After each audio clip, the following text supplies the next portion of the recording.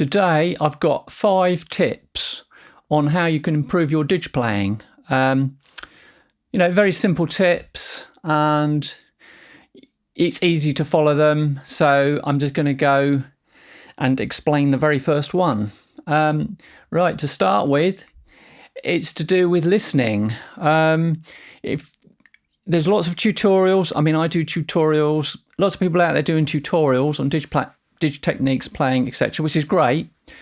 But also, it's really worth listening to players playing didge or the didge music.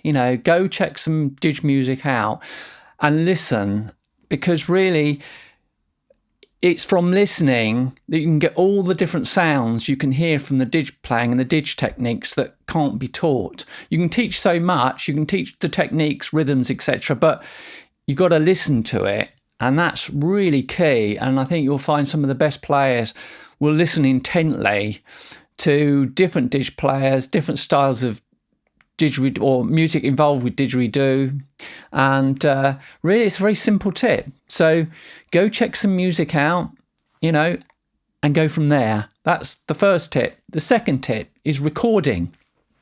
Recording your own didge playing. Years ago when I started playing back in the year before 2000.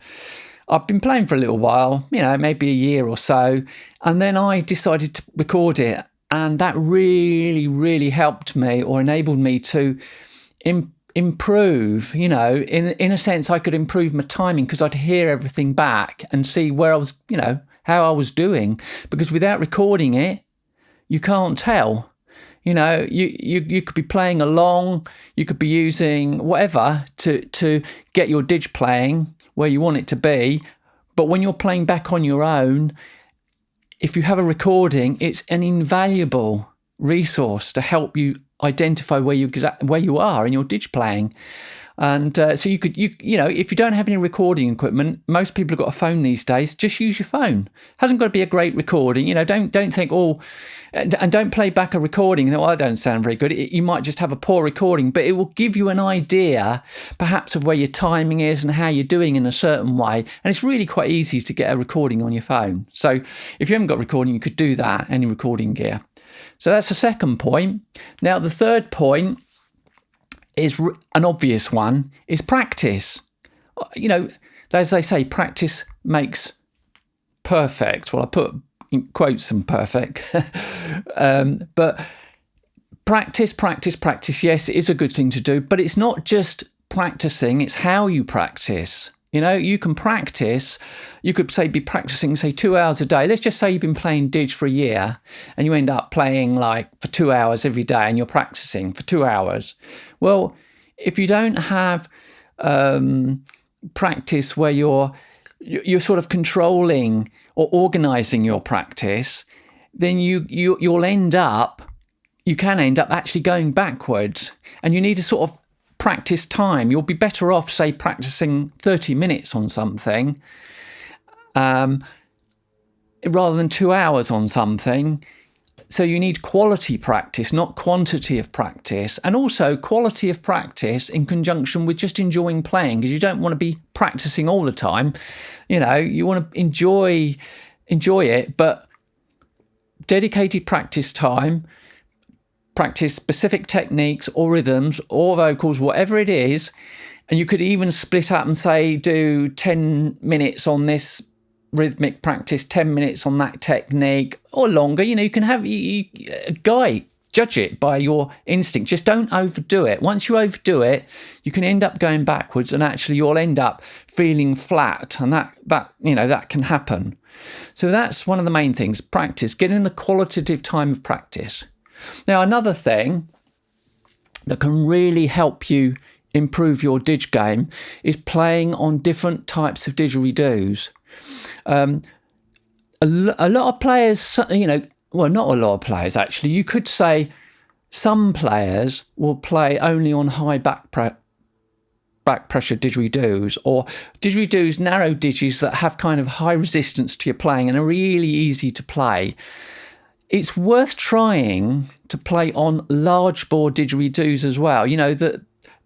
The wider, fatter didgeridoos, and rather than the skinny or just the conical sticks, try some wider bore sticks, some larger bore didgeridoos that have lower back pressure or lower resistance, feedback resistance, I kind of call it, to your playing, because that not only can help you develop on that kind of didgeridoo, but it can also help you determine, you might actually like that kind of stick. You might like both. I mean, I like the tight, high back pressure, conical kind of sticks and the lower back pressure sticks. And, it enable you to become a bit more versatile in your approach to didge playing, and you'll be able to hone in from there, kind of where you might want to go with your didge playing. You might sort of straddle both sides of it, and it doesn't really matter. So go to...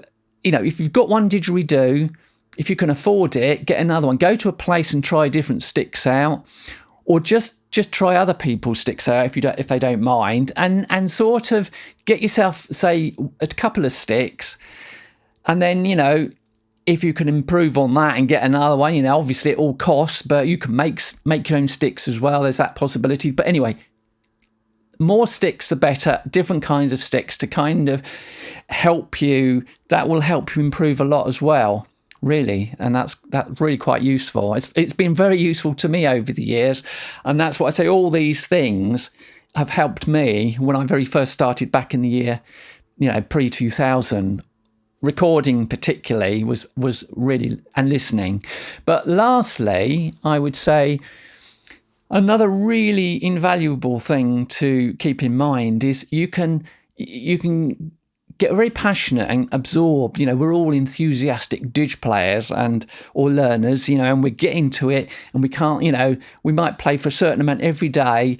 Sometimes it's good to just have a break, get off the didge, even if it's just for a couple of days, and come back refreshed, because you don't want to get stale, and sometimes we can end up on a plateau, and particularly if we're on a plateau, it might be just good to have a break, because you'll be surprised, subconsciously all the stuff we've learned has gone in down at the back of our mind, in our bodies, in our feeling, and it's not forgotten.